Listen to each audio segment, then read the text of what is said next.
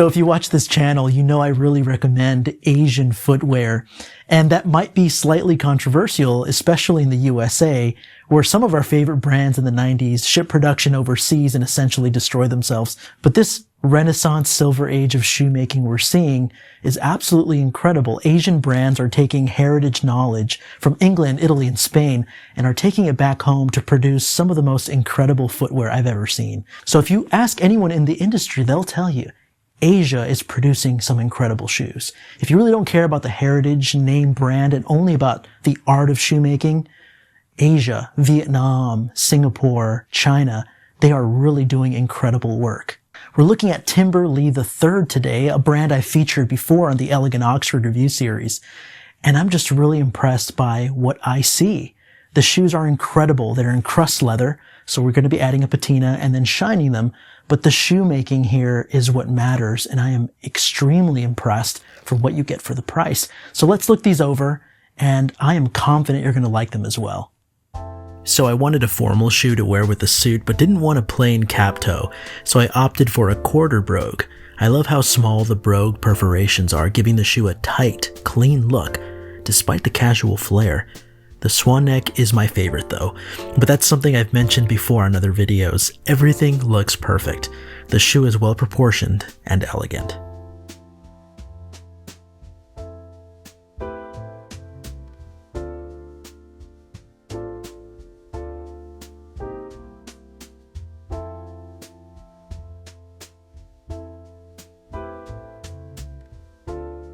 Looking the shoe over, I'm just very pleased with how everything turned out. The last is stunning, and I love the design of the toe, which angles downward at the front with an aggressive stance, giving the shoe an amazing silhouette. I especially appreciate this rubber toppy on the sole since I've had slips and falls in other shoes.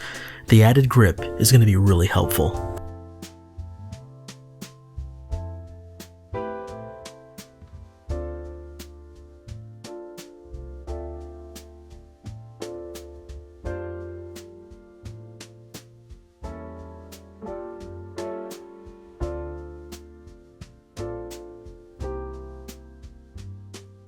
So I'll be mixing dye for the perfect color and also diluting it with rubbing alcohol so the first initial layers are light. I'll be using these light layers to add a contrast to highlight areas I want. Once I start burnishing with dark layers, you're going to really see it pop.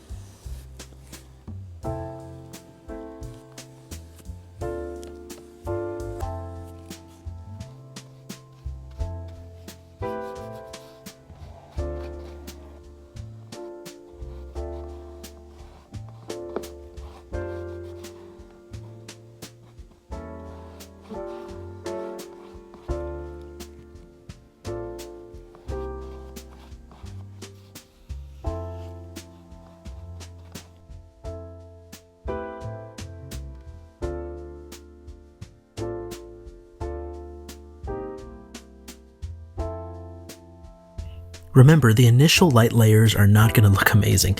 They'll be streaky and slightly uneven, but that's really part of the patina project. You have to remain calm and trust the vision of what you see in your head. It's going to look amazing when you're done. Just be patient. I really want a brown based in the yellow spectrum and not necessarily on the red spectrum. I want a walnut shade and not a mahogany one. It's a shade I don't currently own, so I really want at least one shoe in this color. Looks amazing with navy or charcoal gray.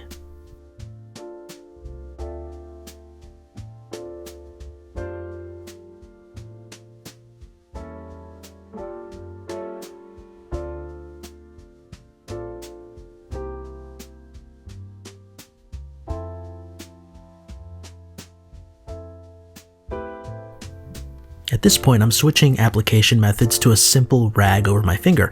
It's truly an underrated method and allows for greater control and even application with circular movements. Your finger is probably too wide to get into small crevices, but it's great for general work and for adding another layer of color if that's what's needed.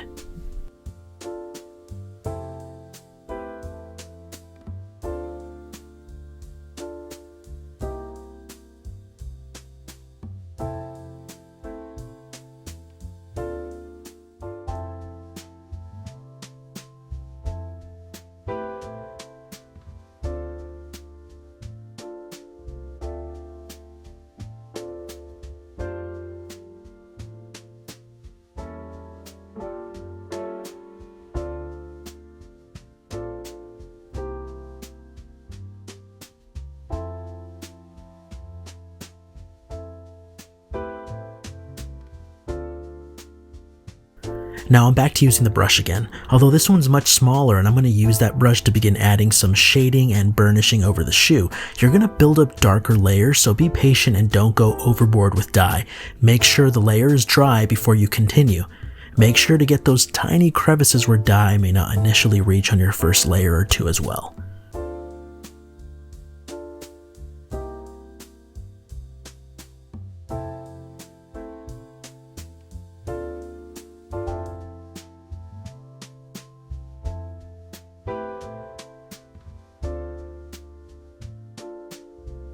So shading or burnishing is such an interesting concept, and it makes, in my opinion, the shoe look more regal and more rich, but it also really does well to cover up some of the inconsistency, some of the streaking that might happen with the brush, or simply because leather dye doesn't absorb perfectly everywhere exactly the same. So you want to make sure that the shoe looks more burnished, more shaded. It really gives the shoe a complexity that I really appreciate. So we're going to go darker than this.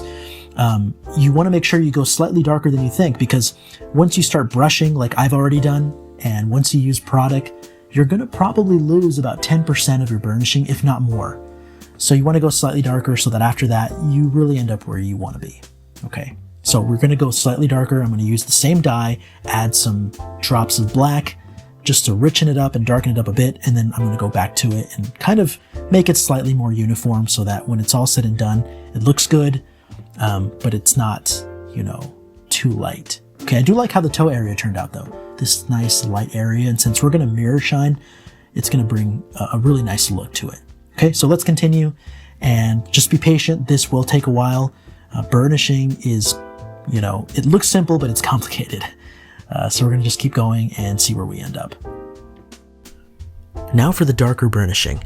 You're going to get a medium-sized brush and dab excess dye onto a rag first until you're left with a drier and more wispy brush, which will allow for perfect shading.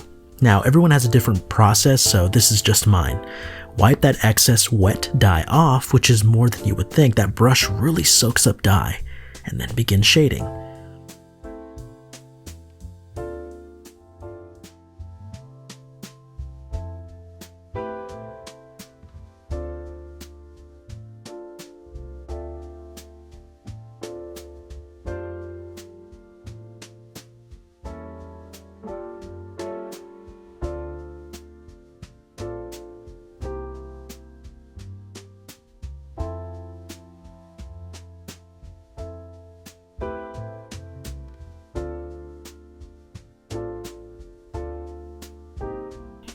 I've recently started using Saphir Napa Leather Balm over Renovateur. If you're working on crust leather or a shoe with a patina, Napa Leather Balm is clearly superior.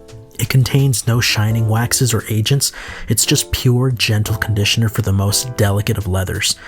I can't believe I'm about to say this, but it even smells better than Renovateur. If you've used Napa in the past, this is a new formula, so it smells better and works better, and it's just incredible overall.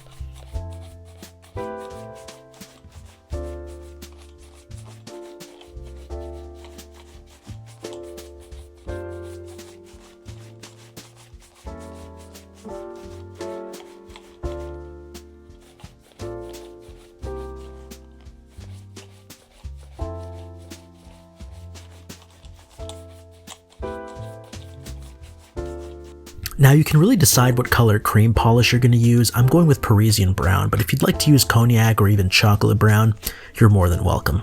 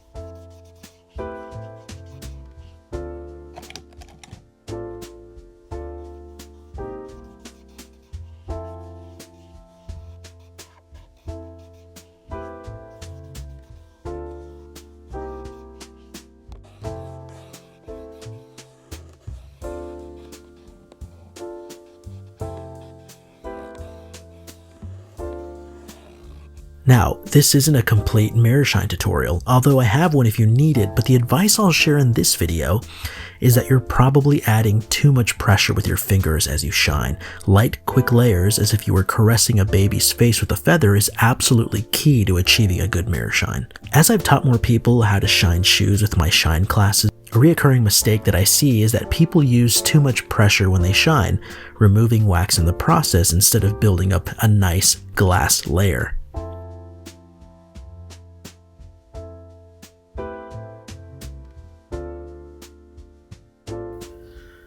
Alright, so the shoes actually did not come with insoles, so I'm going to be adding some Saphir insoles. I really like these. They have cork in them. They're just really, really comfortable, so let's see how these fit inside. You can see no insole there, and I don't want to be stepping on top of that, so let's put it in.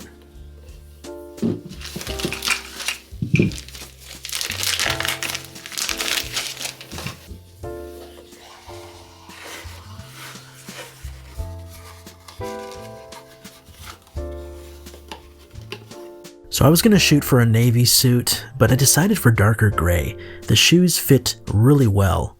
I sent the owner my measurements and the shoes fit perfectly.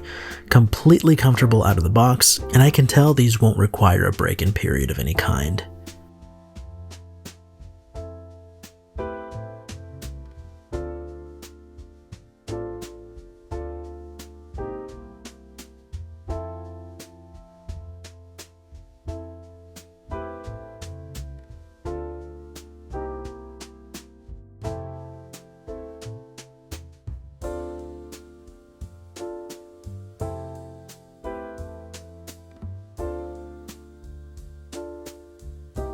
I decided to pair the look with this silk rust matter tie from Shibumi.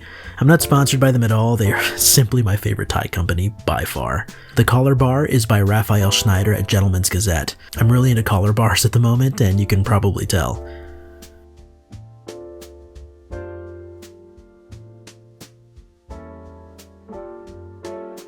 I'd say the shoes were a complete success. It's unfortunate that crust leather isn't as widely available as they should be because it's a great way to customize and dye a pair of shoes exactly how you want them. But beyond the customization, the shoes themselves are incredible.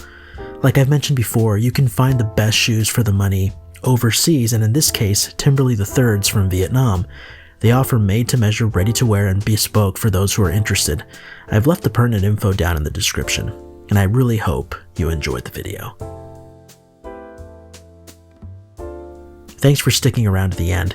We are starting our 2026 Shoe Shine Masterclass schedule for events across the country. They have been incredible. 2025 was a complete success. I'll be starting classes in January of 2026 on the West Coast, so please check out theelegantoxford.com under the Masterclass tab for future dates, soon to be announced. And as always, if you'd like to support the channel, you can purchase all your shoe care needs from us at theelegantoxford.com.